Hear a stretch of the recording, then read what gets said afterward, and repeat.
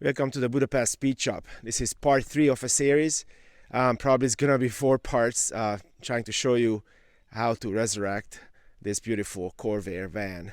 It's from 1963. It was sitting in a barn for several years, and I'm trying to make it work. Not gonna restore it, just make it work. Please come with me and let's continue on this journey with me. Now we're gonna start working on the front brakes. There's a self-adjusting adjuster at the bottom, which we need to make sure that the orientation will remain correct. I don't know if it's frozen or not. And then we're gonna take apart this whole thing, and then we're gonna change the brake lines. The master cylinder is hiding under the floor over there. And then basically every component of the brake is gonna end up being new. This van came with 4 drum brakes. You can see the drum there, and then the brake shoe there with the lining on it. And there's 2 different linings on it. There is one, the primary and the secondary. The secondary has the lining all the way through. The primary, at the other hand, only have part of it lined up. So you can see there is a part missing up there. That's going to be the primary brake shoe. That goes to the front of the vehicle. And the secondary goes towards the back of the vehicle. If you don't do that, then the brake will grab in and will pull your steering on the front. I had that problem in the 1968 Pontiac in Hungary when I was growing up, and it was terrible.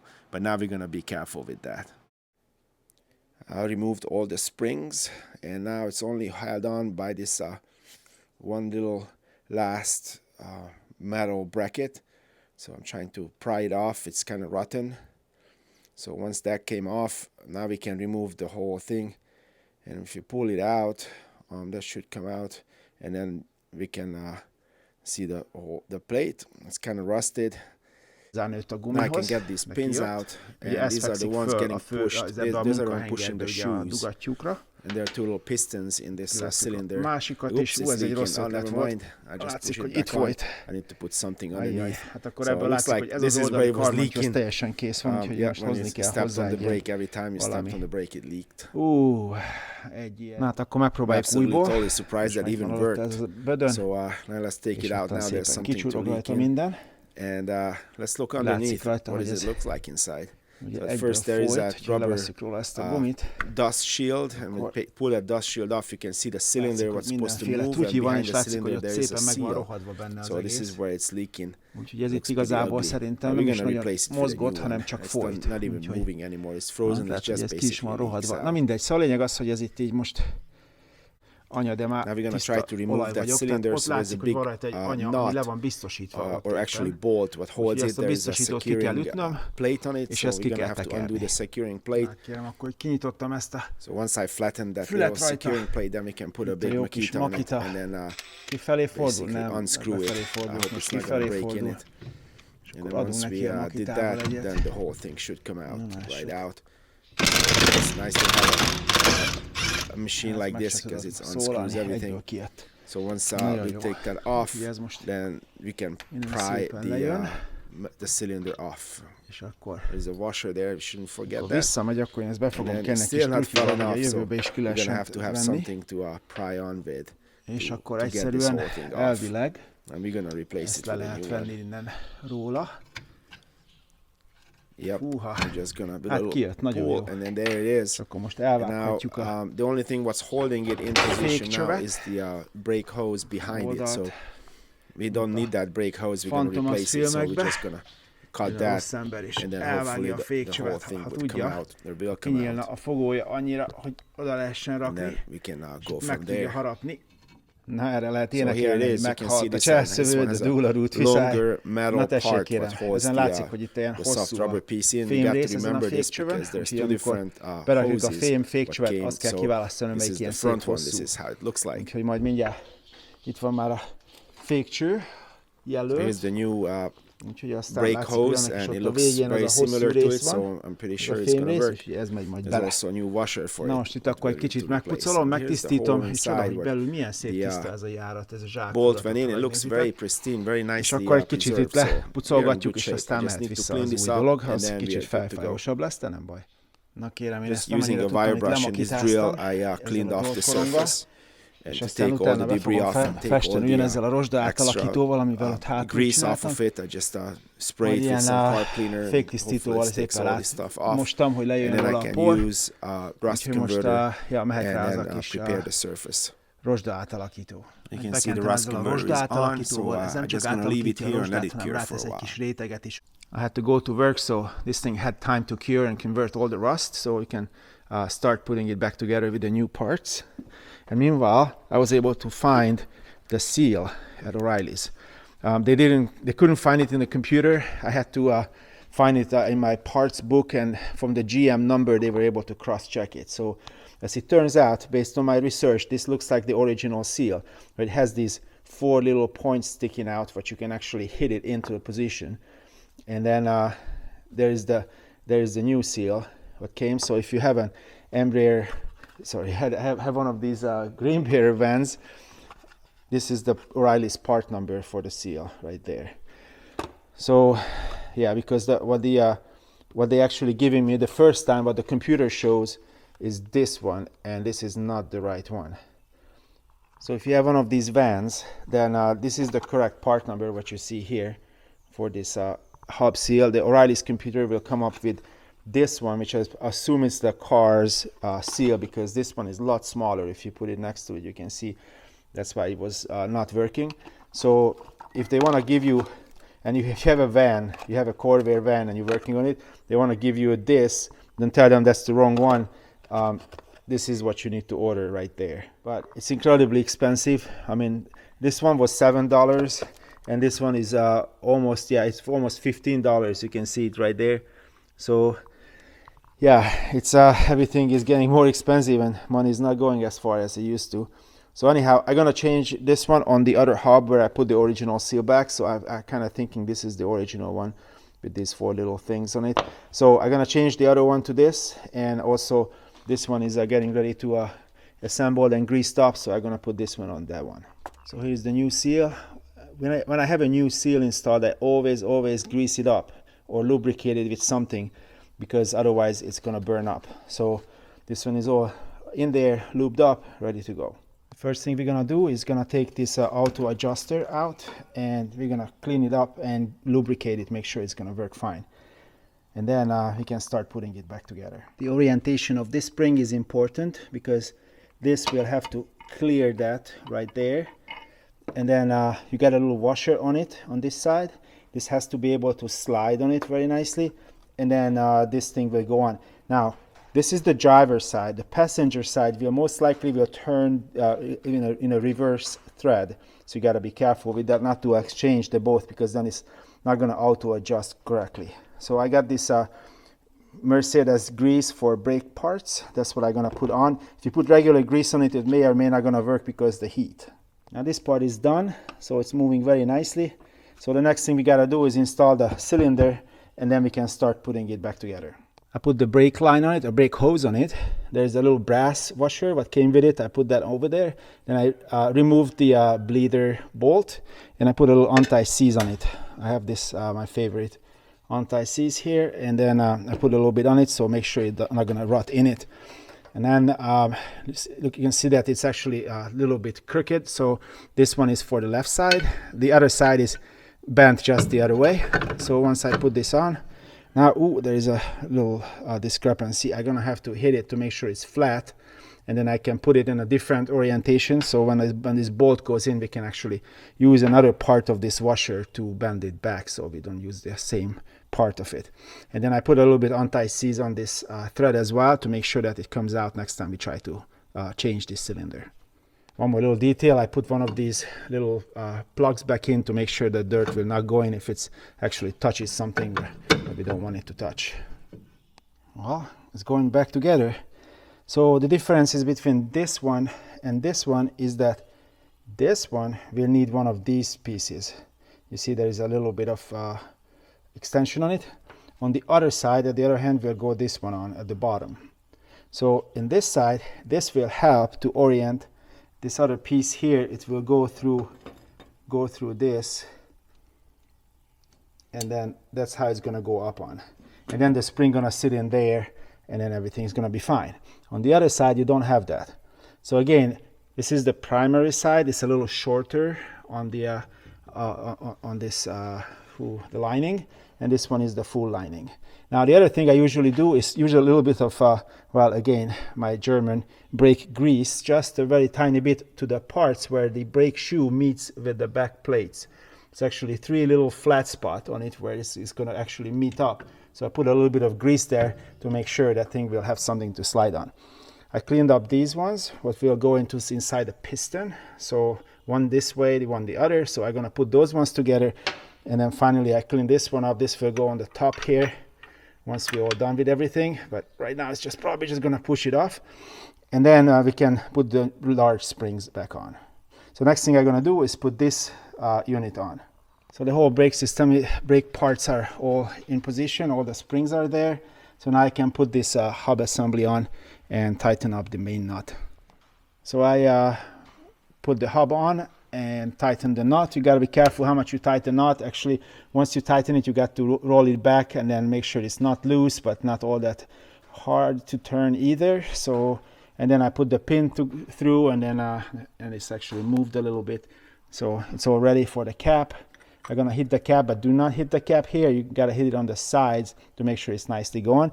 Then we can try to put on the drum and see how close these shoes are. We're gonna have to adjust it until they just barely go on right.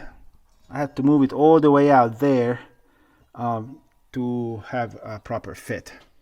And now when we turn it, you can hear it is just barely touching it.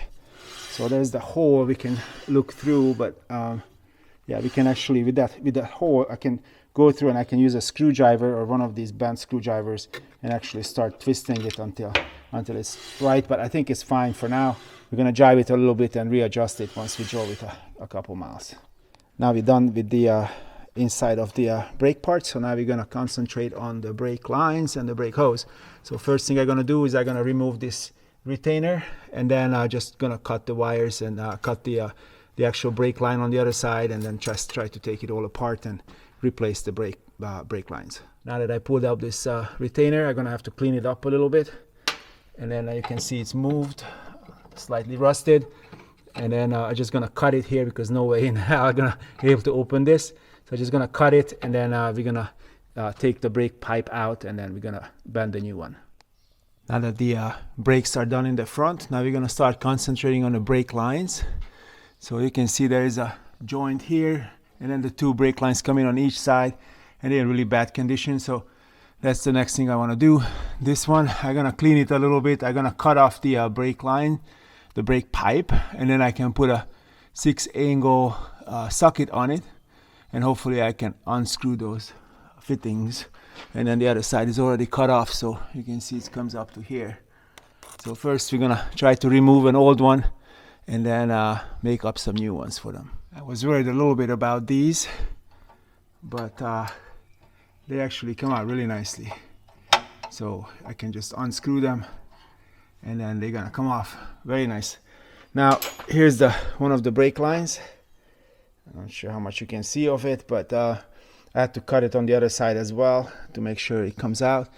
So we're gonna work on one side at a time, and then we try to make up one of these. Here is the line what I gotta make. As a first step, I found the proper fittings for it. I tried it into the flexible hose and into this T-junction as well to make sure they are the right thread. So now we're gonna unroll part of this. So this is not only copper, there's metal in the middle, so it's actually made for this, what we intend to use it for. I've bent it up, so it looks like it's very similar. So now I just need to cut it off this long rail and then start doing the flaring. So in order to make a double flare for this, there's this little piece. First we have to see how far it is. So it's exactly as far as this, the thickness of this. Then we're gonna push it inside. I already cleaned it up a little bit, and then now here comes the other piece, and then we're gonna push it in all the way down. The first step is done. I had to use a plier to move this around and a little screwdriver to get it out, but it's out. It's still a little tight. And then we're gonna come up with the next phase, and now we're gonna finish off this double flare with the just a regularly just push this one on and then tighten it up and it should be done. Well, here's the first flaring. This is how it looks like. I hope you can see it on the screen as well. Oh, if I would hold it there. So it's a double flare. I'm not gonna bore you with the other ones.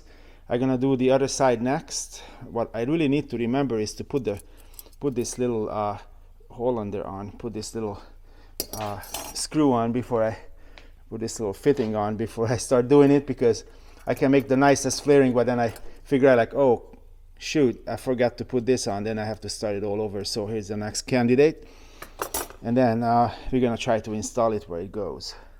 Before I put this on, I put a little bit anti-seize on it.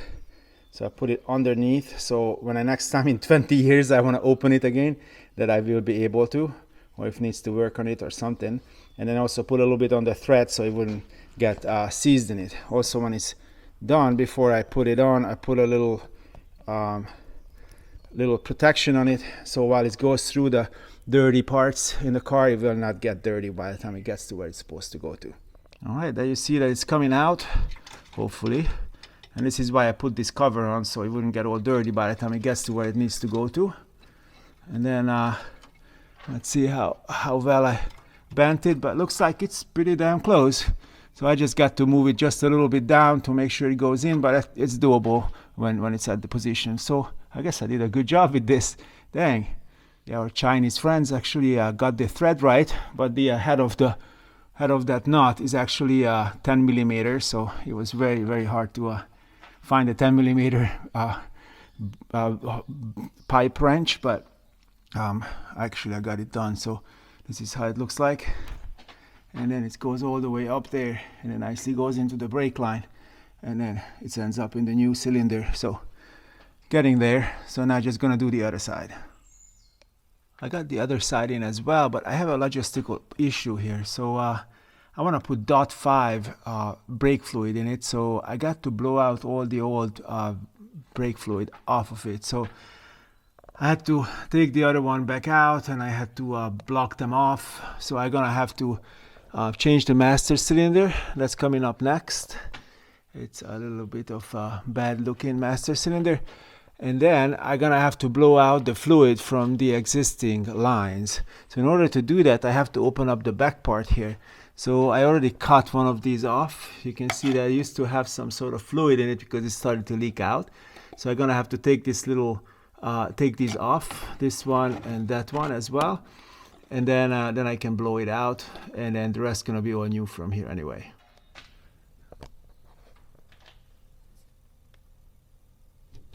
Well, not good.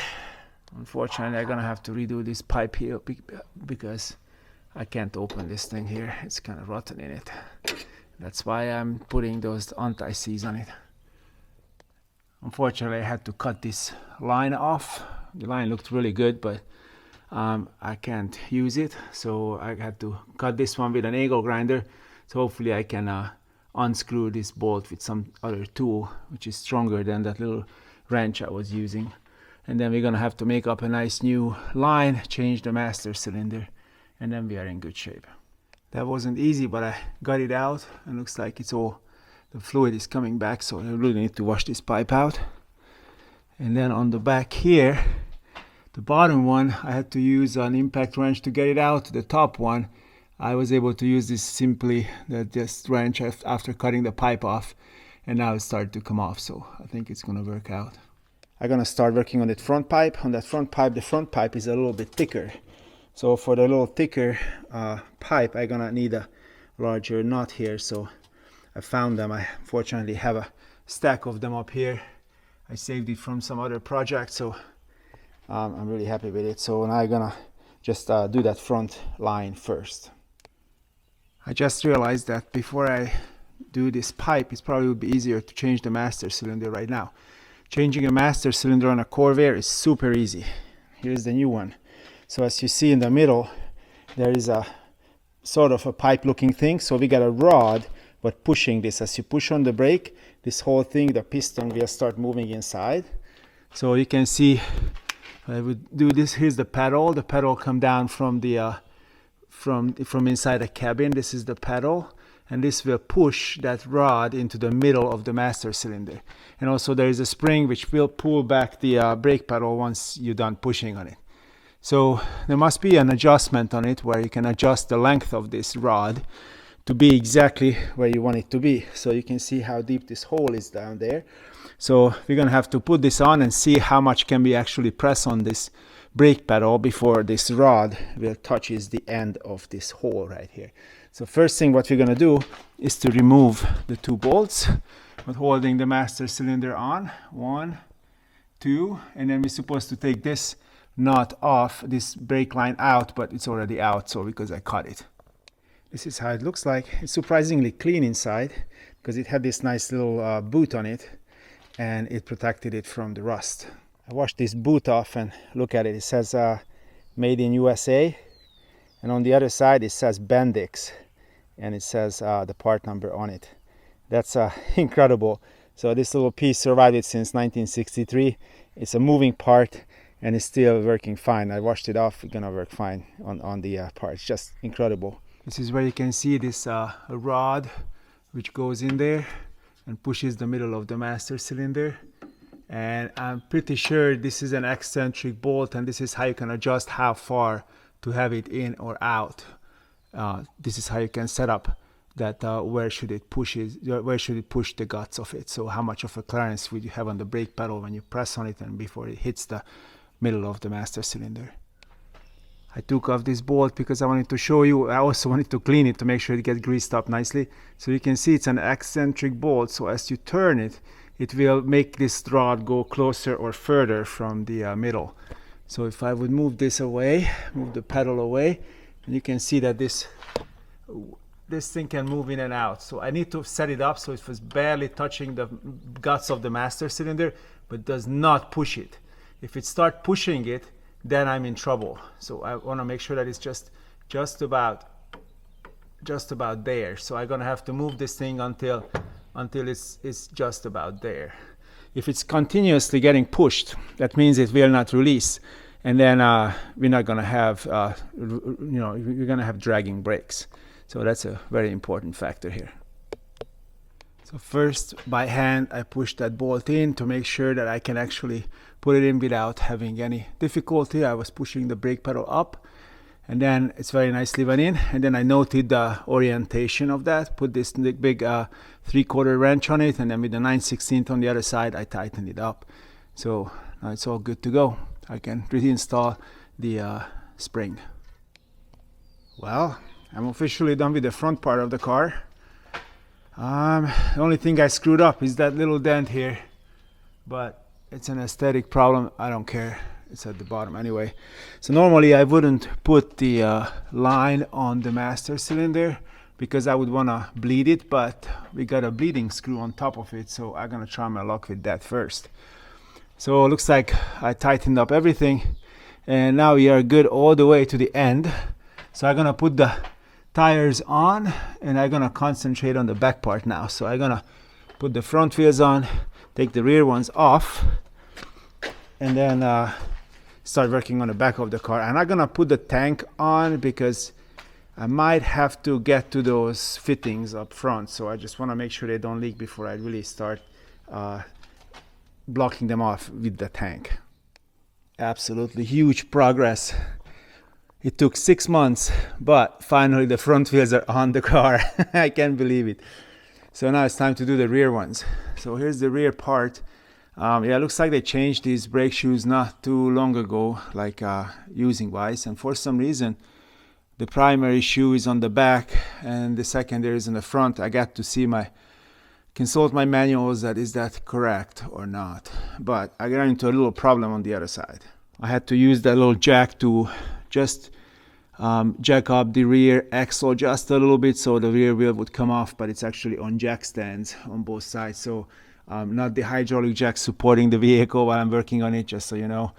Over here, this drum, it doesn't want to come off. So I got these very nice Harbor Freight pullers. Usually they can use it once and then they break, but I had to extend it a little bit. So I put this first arm and pulled off from a second one and then extended it. So I'm trying to take it off. It moves, but it's actually stuck in the middle. So this is cast iron. I'm trying not to break it. So I put a bunch of oil in it, and now I'm gonna just keep on turning it and just kind of trying to hit it in the middle, just gently with the hammer, and then see just a little bit of knocking, see if it comes off. It wasn't an easy fight, but the drum survived. So looks like the secondary shoe is to the front here and the primary is to the back. So yeah, I'm gonna have to research that. But you can see I didn't do these marks. I don't know where they came from. So yeah, it was rusted in the middle. So the problem was this area here where it's kind of stuck. So I'm gonna have to get with my wire brush and then keep wire brush it off. And I gotta do something with these so the whole drum will actually line up really nicely. So the drum is off, so I can take them to Napa to get them resurfaced. Well, I'm looking at the book, but the book also says that the primary shoe is on the front, which has the shorter lining on it, and the secondary is one on the back. So over here, as it's shown, so the shorter one facing to the front of the car, the longer one to the rear of the car. It also says that the parking brake lever should go on the primary side. You can see it here. It says it's right there. The primary shoe short lining goes forward. So that's what I'm gonna do. I got the two drums back from Napa. They did a really nice job on it. So it's ready for installation. I had another shop manual also where I found this exact brake picture, and they said that definitely this one is installed incorrectly because the shorter lining goes to the front, longer to the back. So the brake lever, the parking brake actuating lever, is supposed to attach to the to the back lining, which would be the longer one. So I'm gonna take it apart and I'm gonna try to put it back exactly like this, except I'm gonna have the short lining on the front, long one on the back. So I took a picture of how this looks like, but I also have it in the book to make sure that all these springs will go back just to the right spot. They said I have to be careful with this not to pinch the rubber over here. So first this main spring or whatever that wire goes, and then the spring goes on top of that. You might can see it a little bit better if you haven't done something like this before. Here's the hydraulic cylinder, and this is what pushing the two linings out as it's working. And there are the pistons inside, and it's actually held up by two bolts on the other side, not the big one like on the front. And down here you can see these shoes. So this is the one what you pull with the parking brake cable. The parking brake cable is right there coming in, and then this will pull this, and there is a attachment. This attachment will hook into this little hook there. That's how you got to put it together. The other one goes into this hole here, and then it will push it, or maybe this one, sorry, this one, and it will pushes apart the two shoes as you pull the parking brake lever. So you're gonna have to remove this, and there's a little pin, and then we're gonna have to put it on the new shoe just the same way it looks. Also, we need to migrate all the other parts over and need to lubricate this bottom piece as I showed you before. So here's the flexible brake hose, and this one made out of rubber. There's a little hole inside, and then as the wheel moving, it will follow the wheel movement.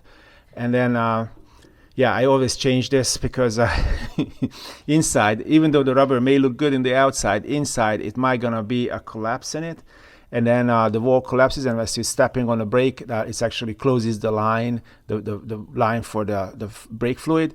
So it may or may not gonna work. So usually when I do a real brake job, I just change everything and don't do half a job. So I got a new cylinder, I got a new hose, I got a new pipe. You can see the rusted pipe coming in there. And then yeah, I'm just gonna cut this, move the cylinder out, and I'm gonna cut that and get that other part out a little later. But right now we're concentrating on migrating the parts over to the new brake shoes.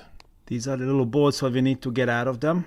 If they break in, that doesn't matter because you can just replace them with another one. However, if we bust up the top part of them, then it's never gonna come out. We're gonna have to cut it off, and that's a lot of work. So this is where they're sitting. This is one, and there was the other one. Once those came out, the cylinder will come out as well. I use one of these sockets which has like a 6 angle point, so make sure that I will not break the top of the bolt here.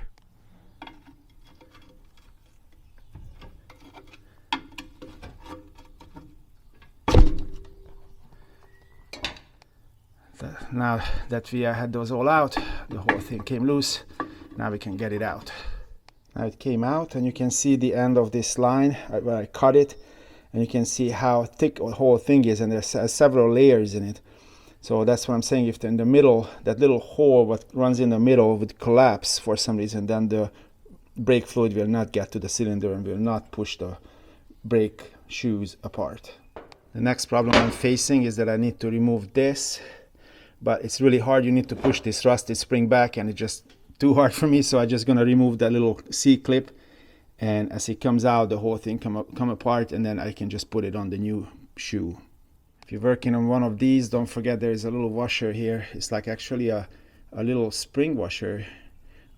What we'll need to go back in here before you put that on to make sure there's a little bit of stiffness there, or holds it in position. And also we need to clean this up, and then we need to grease it up to make sure it can actually turn on it when we activate the parking brake.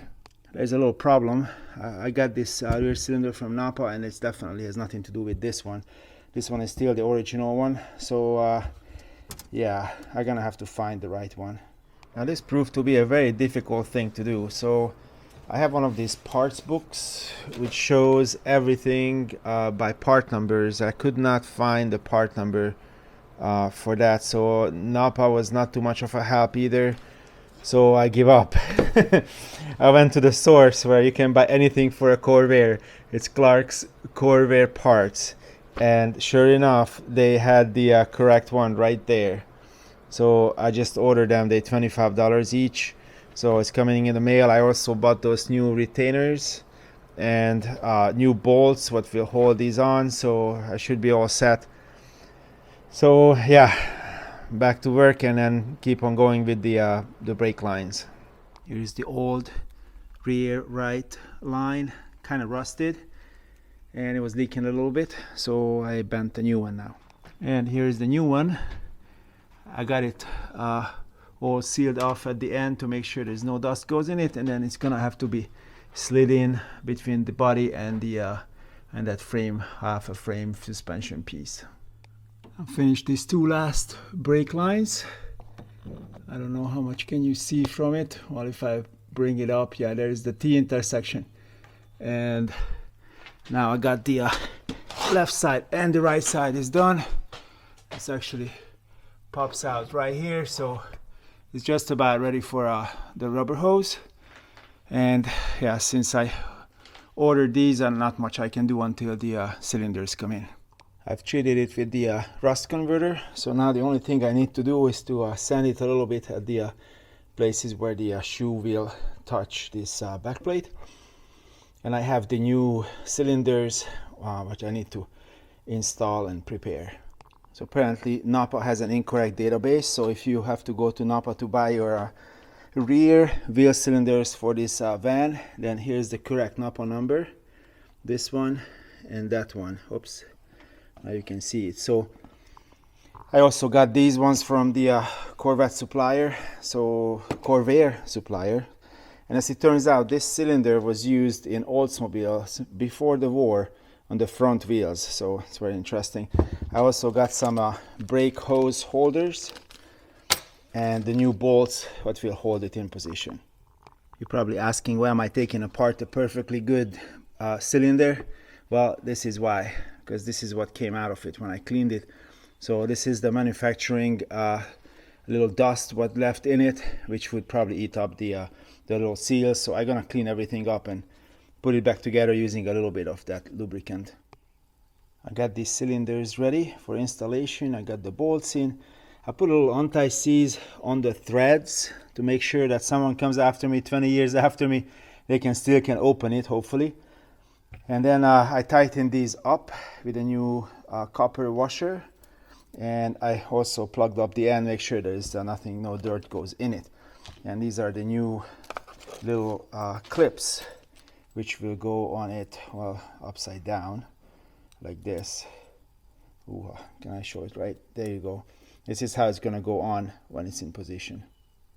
As you see, the difference between the left and the right side is which way this hose is oriented out of the cylinder.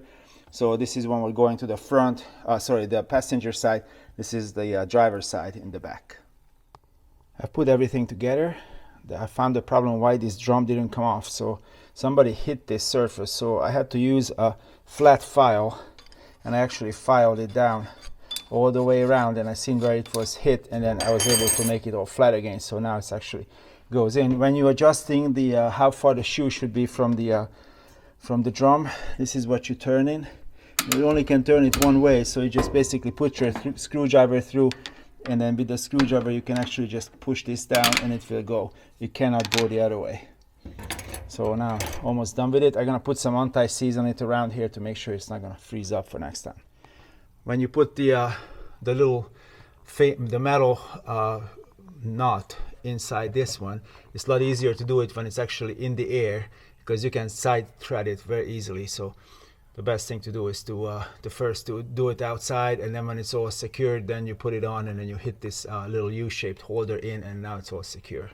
So I guess we're all done here. I'm just gonna put a little anti-seize in it, and then we go to the other side. I'm not gonna bore you with the other side. I'm just gonna do it, and then we can start bleeding the whole system.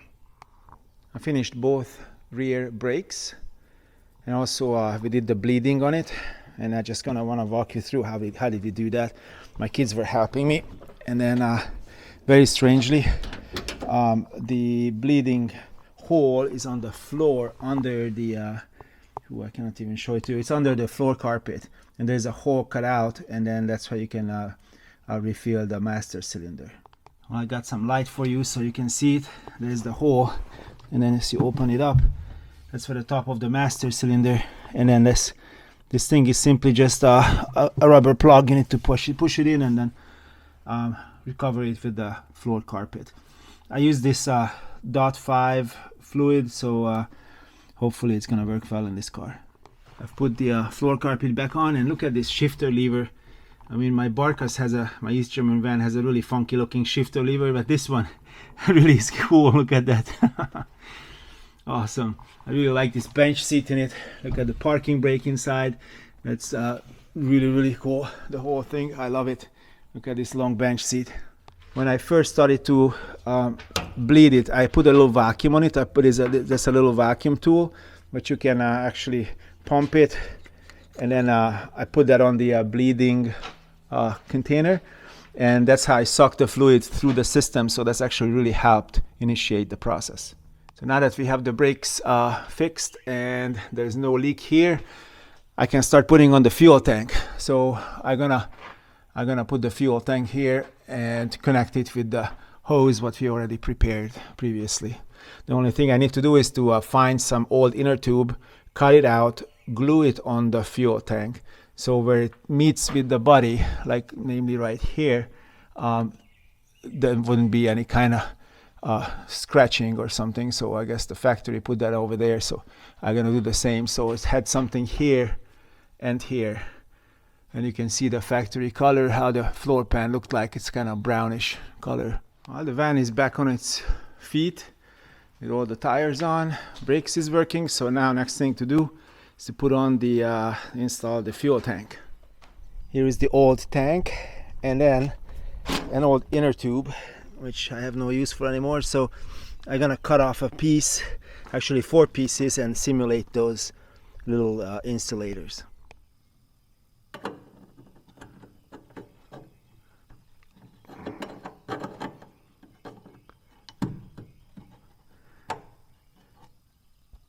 Yeah, before I grease off stuff, I mean, it was sitting in a barn for 30 some years, so I'm just gonna clean it off and put some grease through it. This thing, also the connecting tie rod end, and also these ones, the steering parts, also gonna get greased up while the wheel is off. I found the grease fitting for the shifter, so that's pretty cool. It was really dirty, so I don't think it's ever been greased. So I'm gonna put some grease on it and see what happens. I was able to check that the grease fitting itself is okay, because the grease came through when I pulled it off, and then I poked a little bit of inside and then put it back on, and it took the grease. The only problem is it's only greasing up the one which goes left and right, not with back and forth. So this back and forth motion had to be greased up as well. So I cleaned it off with some PB blaster, and then after that I put some grease on it, so now it's all greased up. I cleaned up this rubber boot as well under it. This ball is also clean, and where this ball goes in this long rod, the shifting rod is over here. I cleaned that off too, and then it's ready for installation. And also I have this one cleaned and greased, so this all can go back on now. I put it up on the front. I have the 2 bolts in, which I also cleaned and put some anti-seize on it.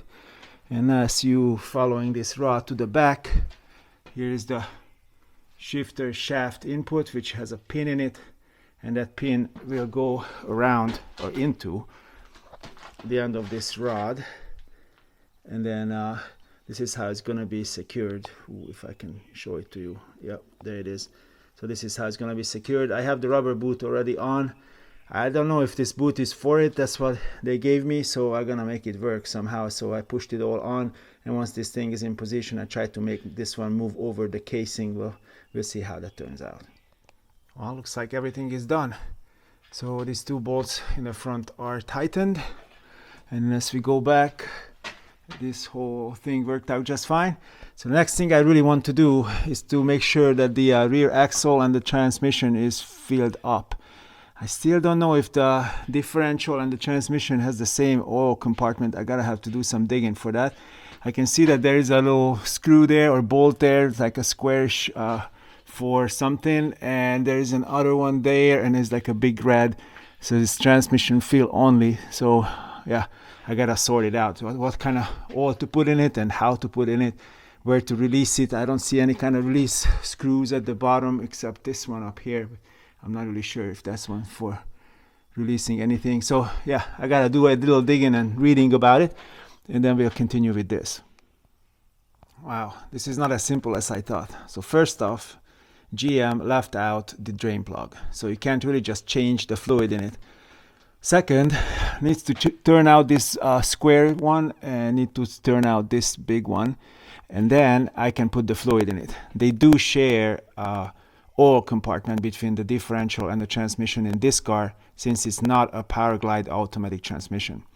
If it's an automatic transmission, then of course they do not share oil compartments. So to the gearbox, sorry, the differential, you can put the GL5 oil in it.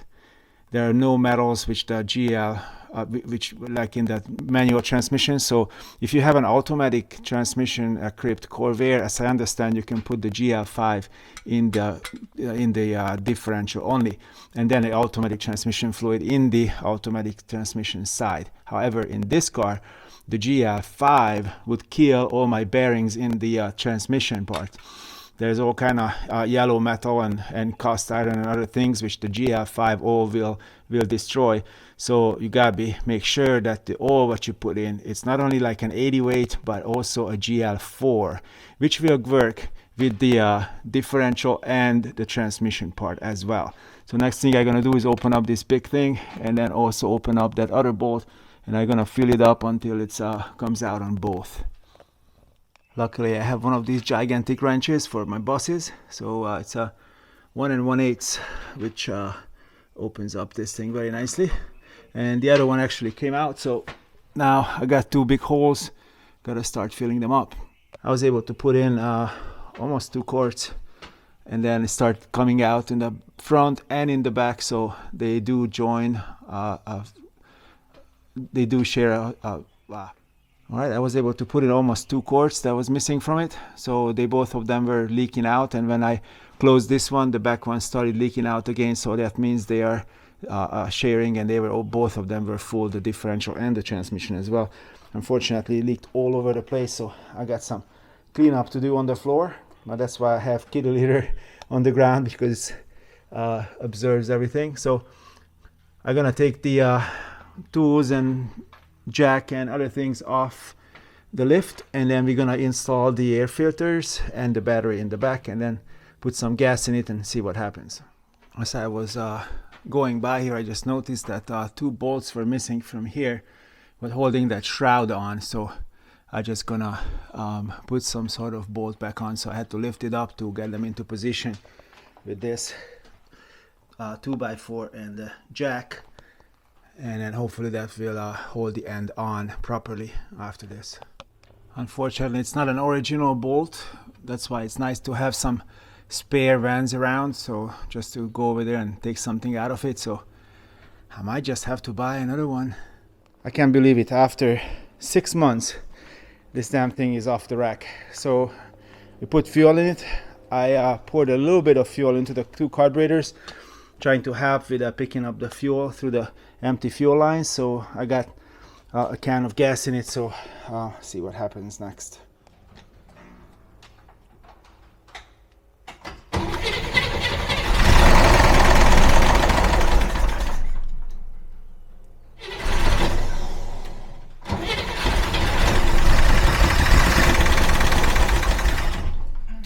Again. Again.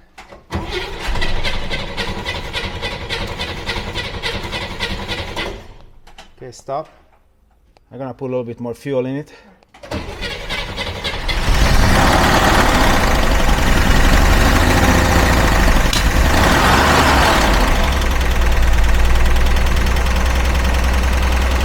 Woohoo!